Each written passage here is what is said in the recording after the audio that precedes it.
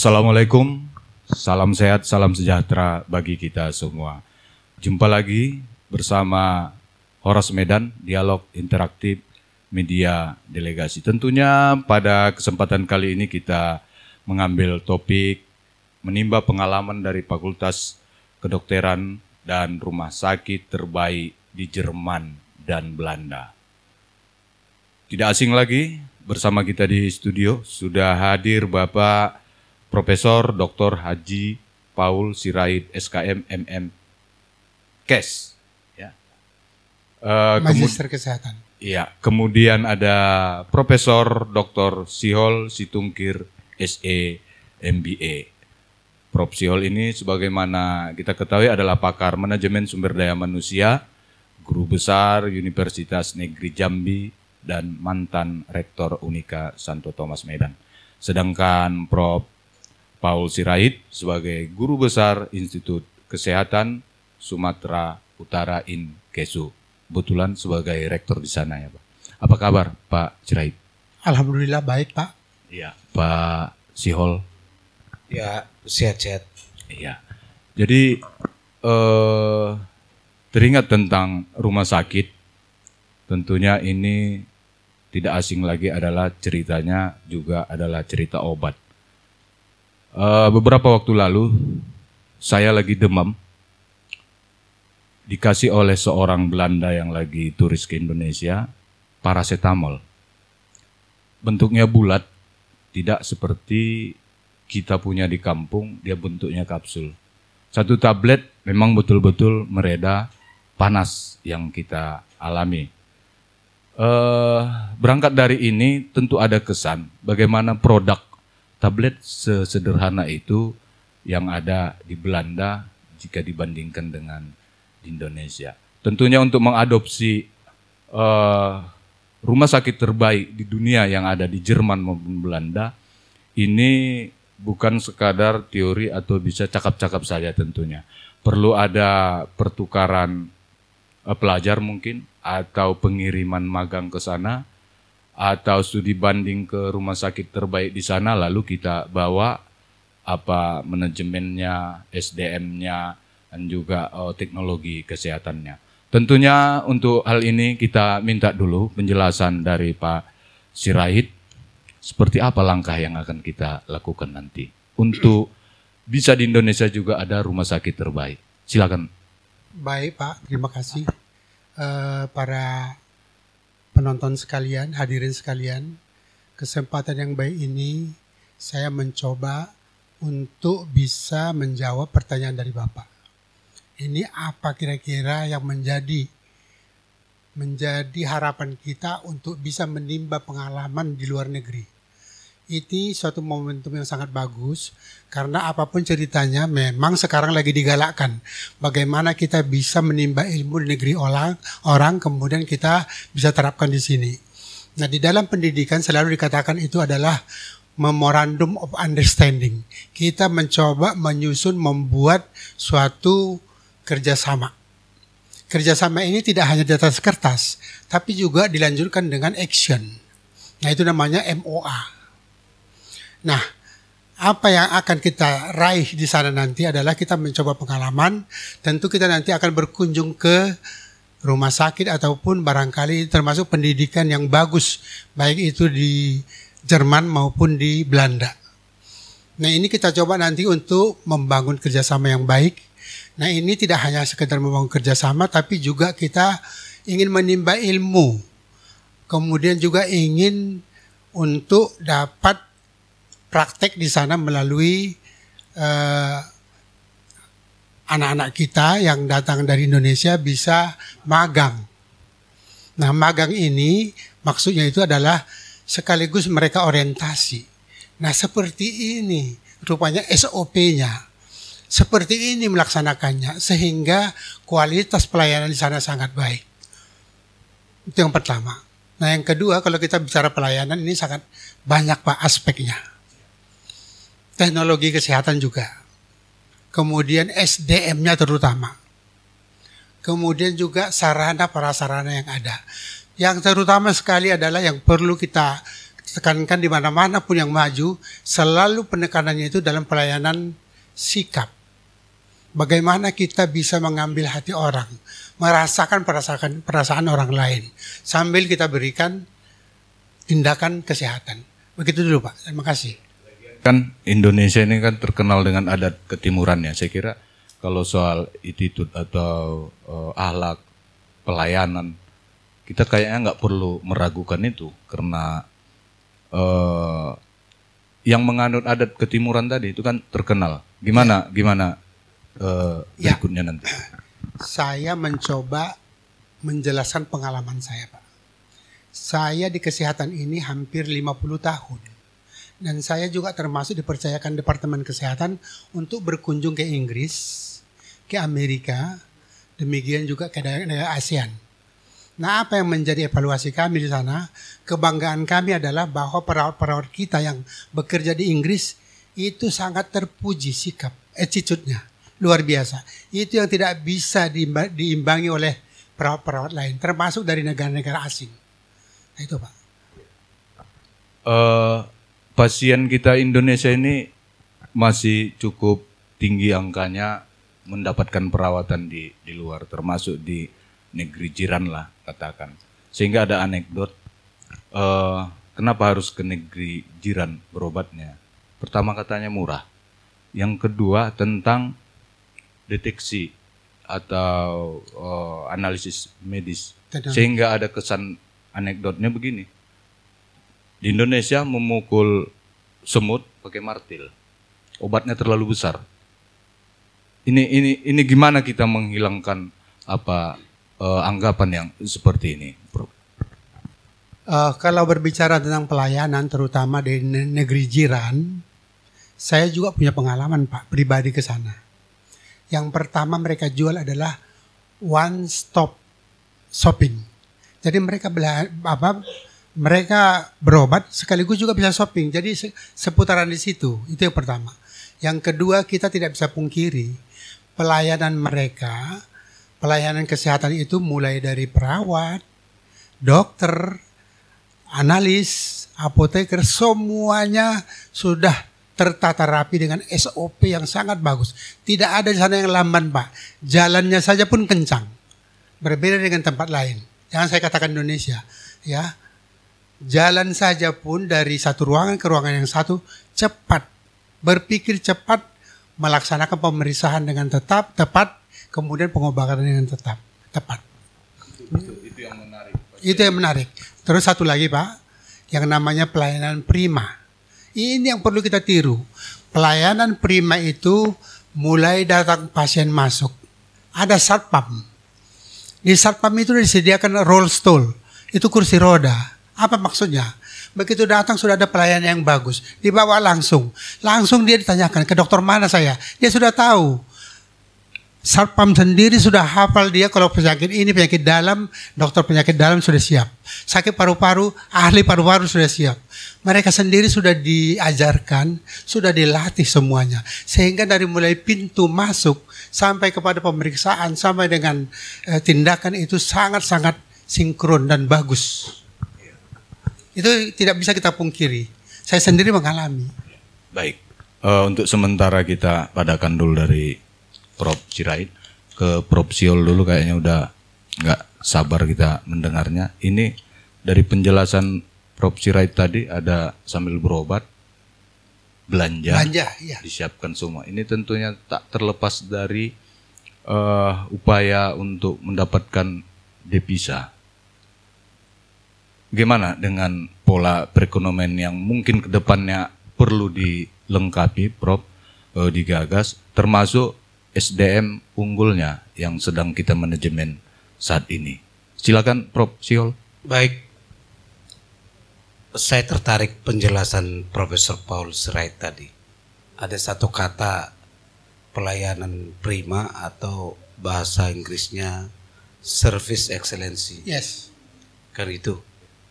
Sebenarnya perawat kita saya setuju, dan orang-orangnya SDM-nya sudah cukup baik, tetapi masih perlu kita tingkatkan, ya masih perlu kita tingkatkan karena ternyata masih ada sisi-sisi yang harus kita tonjolkan.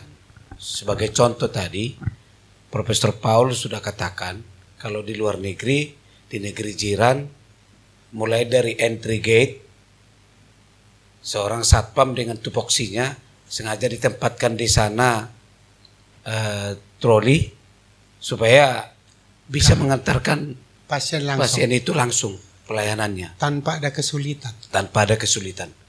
Saya melihat dari sisi manajemen sumber daya manusia adalah apa yang disebut dengan human touch. Kalau itu bahasa kita humanis lah. Human touch itu termasuk juga di dalamnya empati.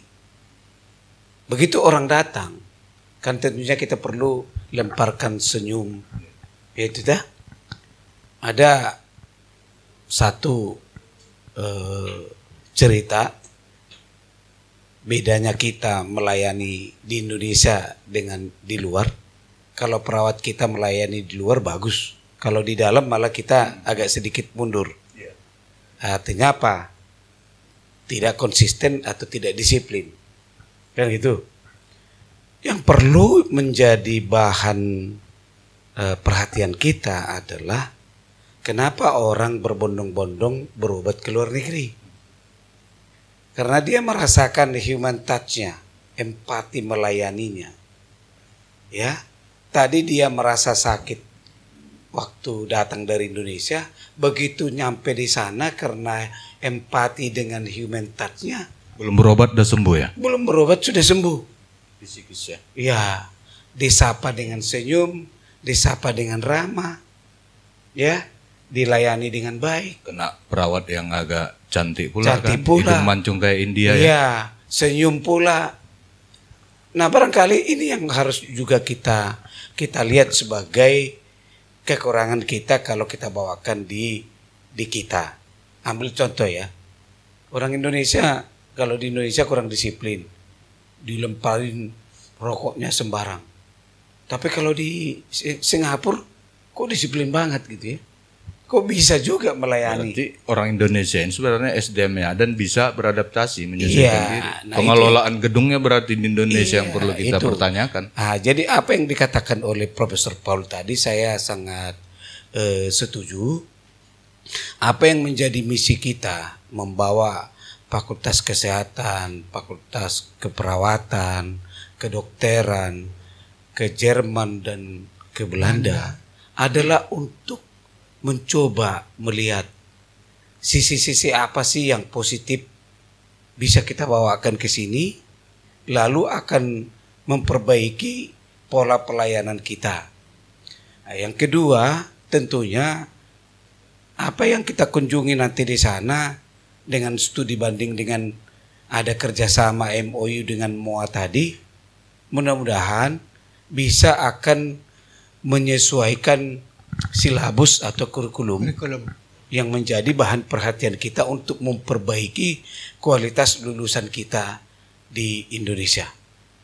Tapi yang terakhir, kami dari tim Jakarta sudah mengundang yang namanya Ibu Mina di Jerman yang melayani magang selama ini dengan konsep work and travel in Germany. Kan gitu. Apa yang mereka peroleh di sana bukan lagi teori, tetapi adalah praktek selama 3 bulan. Dalam kampus Merdeka Belajar, MBKM, telah disyaratkan bahwa kalau melakukan kegiatan magang itu bisa lepas menyelesaikan 20 SKS, tapi mereka juga membawa take home pay ya kisaran 60 sampai 70 juta selama 3 bulan. Selesai magang. Dapat sertifikatnya. Tapi yang paling penting sebenarnya bukan uangnya, tapi bagaimana dia ya mengalami pola pelayanan digital system yang sudah bekerja cepat, ya, yang menghargai waktu, ya. Tadi Pak Paul bilang, Profesor Paul, attitude-nya sudah bagus, tetapi masih perlu dilihat dari sisi-sisi lain. menjadi apa? Jadilah tenaga kerja yang produktif, yang positif. Maka tantangan manajemen sumber daya manusia, kita ingin mempersiapkan ya human resources dengan productive contribution atau positive contribution. Saya pikir itu dulu sementara dari Baik, Prof.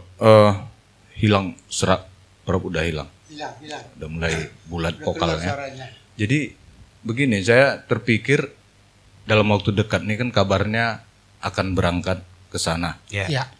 Mungkin mempertajam bagaimana hubungan kerjasama yang dilakukan. Kenapa ajang ini tidak diambil oleh Menteri Kesehatan misalnya? Saya pikir kepedulian untuk bertanggung jawab tentang kemajuan negara ini menuju Indonesia Emas 2045 menjadi negara maju bukanlah hanya tanggung jawab pemerintah secara struktural, tetapi semua komponen bangsa ini yang memiliki, yang menaruh atensi bagaimana memperbaiki aspek ini, itu harus ditunjukkan dari sekarang. Disitulah letaknya ada sinergitas, bukan hanya top down tapi bottom up. Itu yang diperlukan sekarang, sehingga aspek-aspek menuju kemajuan itu semakin cepat kita raih.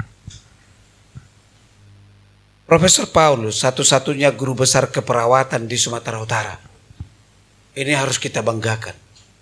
Dan beliau tentunya setelah pulang dari Jerman dan Belanda, kita harapkan bisa membuat satu wide recommendation kepada pemerintah pusat maupun ke pemerintah Sumatera Utara, termasuk juga para bupati di sini, supaya ada tata kelola pelayanan menuju service excellency di dalam pelayanan publik di bidang kesehatan.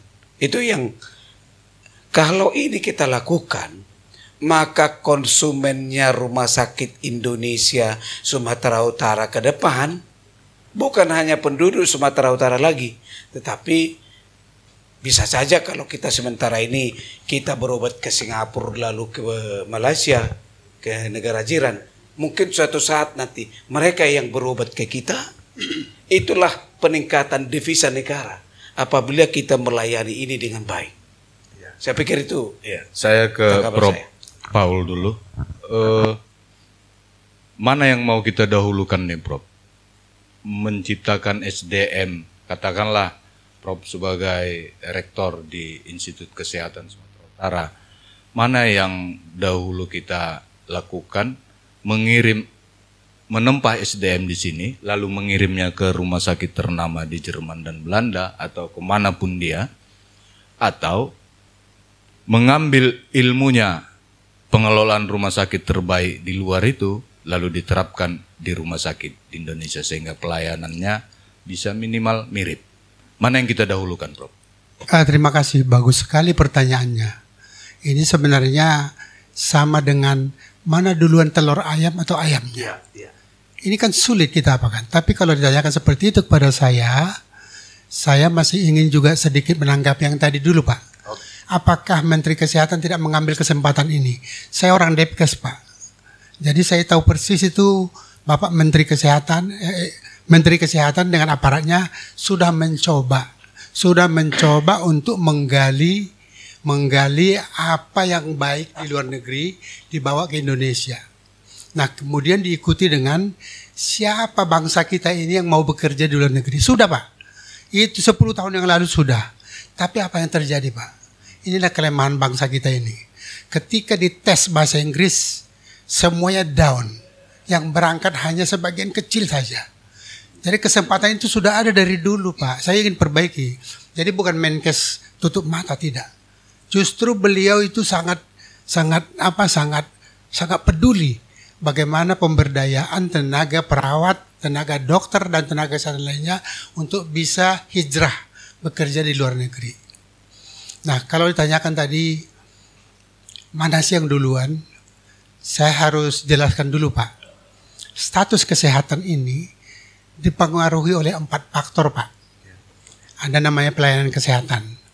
Ada juga karena faktor keturunan. Ada juga faktor lingkungan. Dan ada juga faktor herediter, keturunan.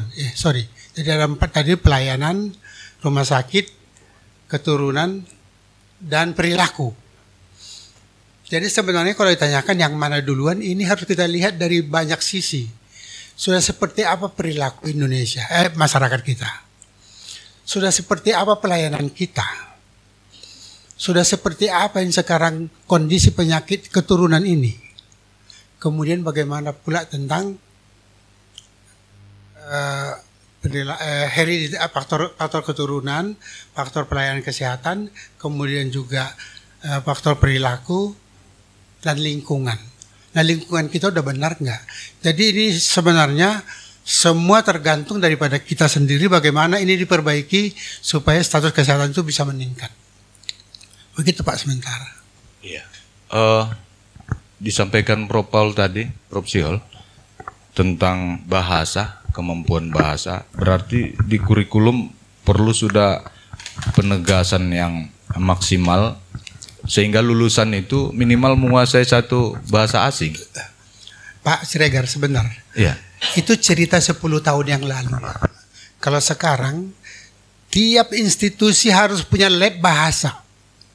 Tiap institusi, tiap prodi, itu harus ada kurikulum bahasa Inggris. Jadi kalau sekarang berbeda, Pak. Berbeda. Jadi saya harus sebutkan itu bahwa di semua kampus, apakah kedokteran, apakah itu farmasi, apakah keperawatan, mereka masing-masing itu oleh Dikti, ya, Pendidikan Tinggi Jakarta sudah merekomendasi harus punya. Dan kalaupun ada tes nanti bahasa Inggris sudah mumpuni gitu loh Pak. Silakan Pak Siwan.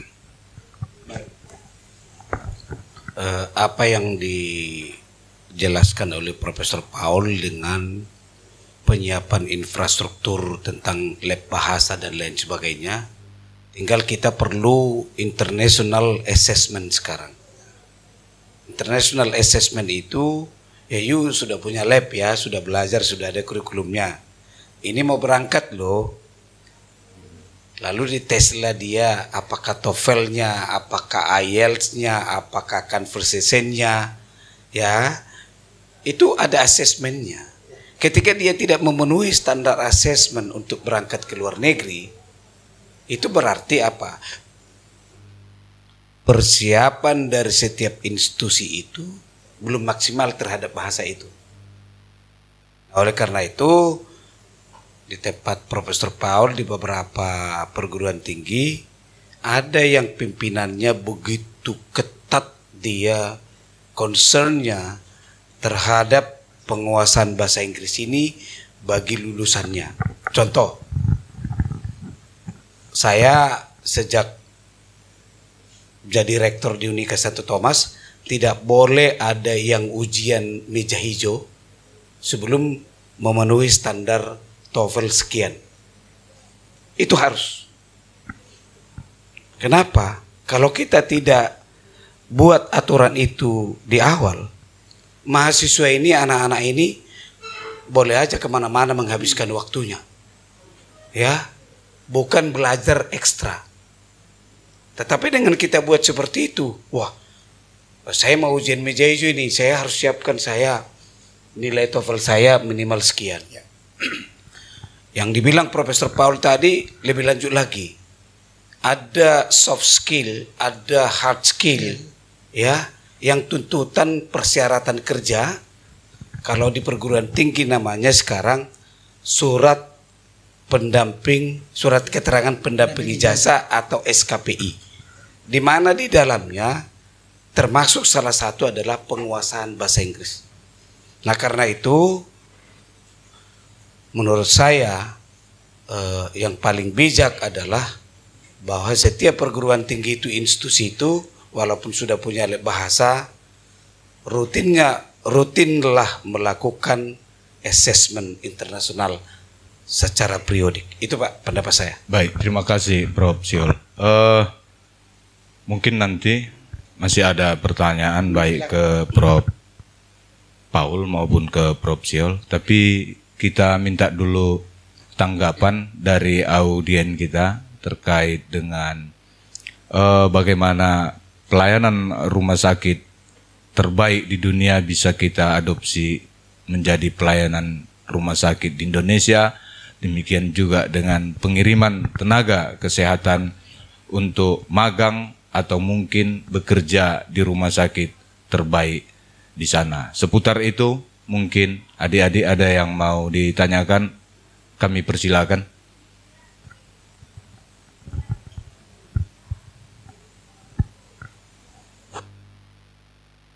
Atau abang, silakan.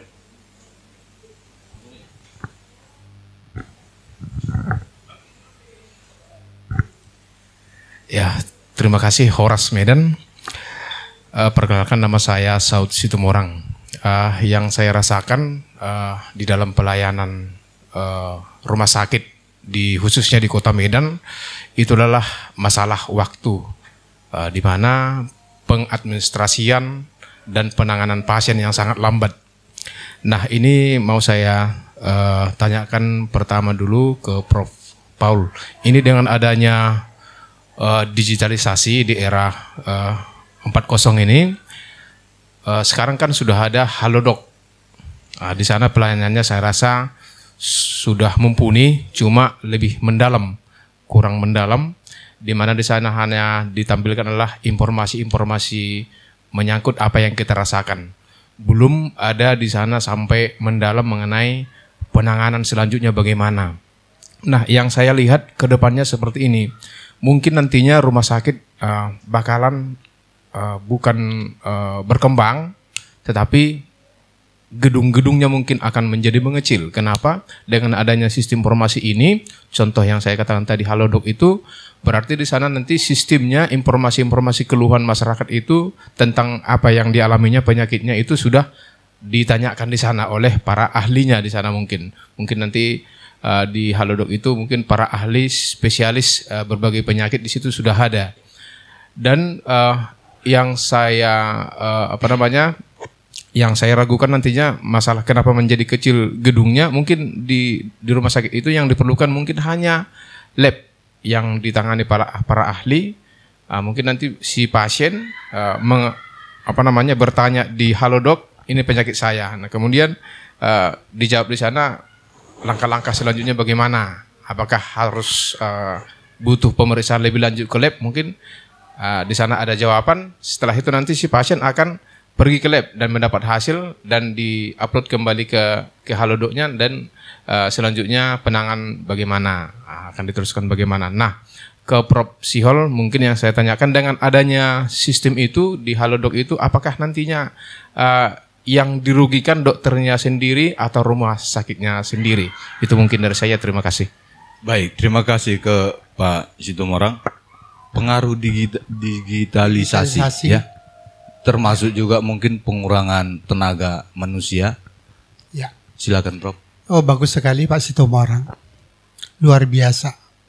Kalau kita bicara digitalisasi, industrialisasi, barangkali Bapak juga pernah mendengar.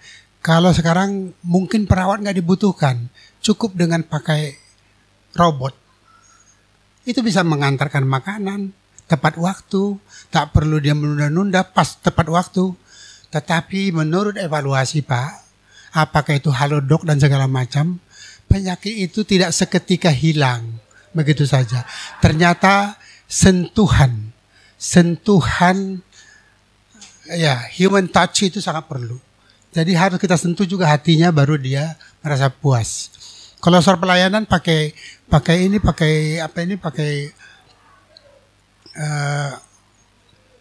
alat apa tadi? Pakai manusia buat robot itu cukup. Tinggal perintah, ketik jadi, antar ke sana jadi. Tetapi itu tidak cukup menurut evaluasi, terutama kami dari Persatuan Perawat Nasional Indonesia. Itu tidak cukup. Karena human touch itu sangat penting. Sikap, rasa sayang itu sangat penting. Saya kira begitu Pak.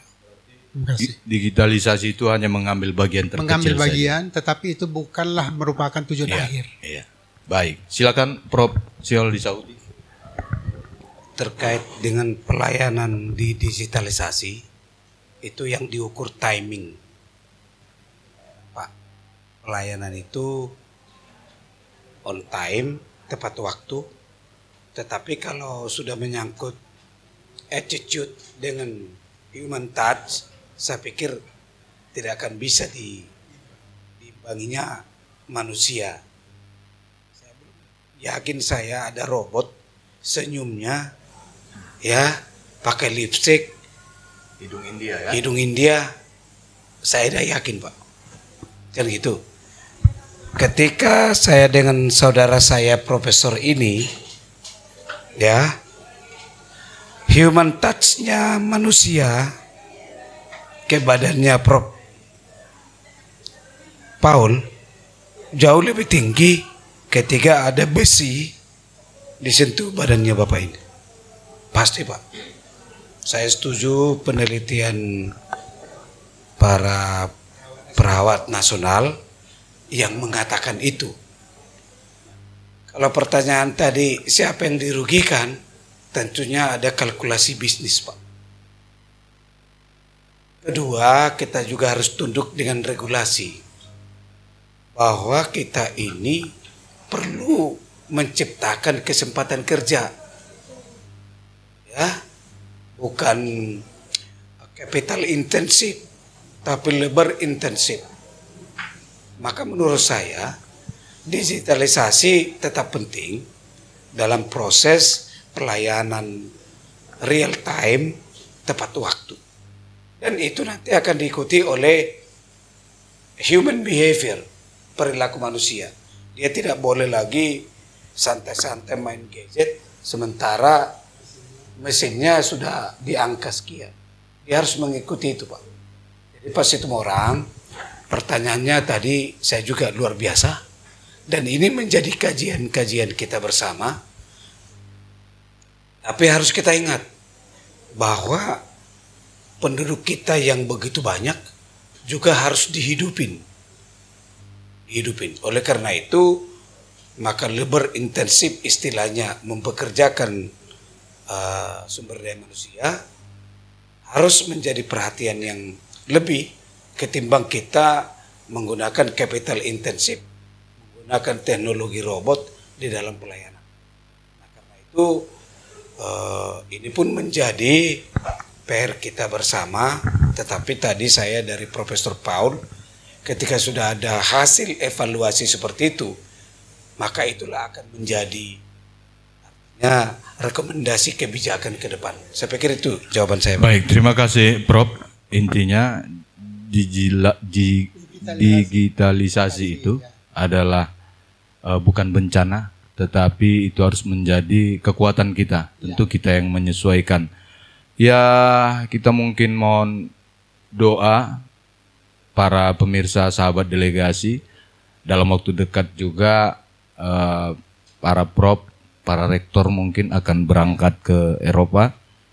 Mudah-mudahan keberangkatan ini bukan sekadar jalan-jalan, tetapi bisa mempertajam, memperkuat hubungan yang mungkin sudah dibina, sehingga lulusan-lulusan kesehatan dari negeri kita bisa diterima magang kalau perlu bekerja di rumah sakit ternama di sana. Tentunya Horas Medan kita padakan tanpa terasa sudah 40 menit bersama saya host Maruli Agus Salim. Mohon maaf jika ada yang kurang berkenan. Jika ada komentar, kritik dan saran silakan isi di kolom komentar kanal YouTube Delegasi Media. Wassalamualaikum, salam sehat, salam sejahtera bagi kita semua. Terima kasih. Horas. Terima kasih, Pak.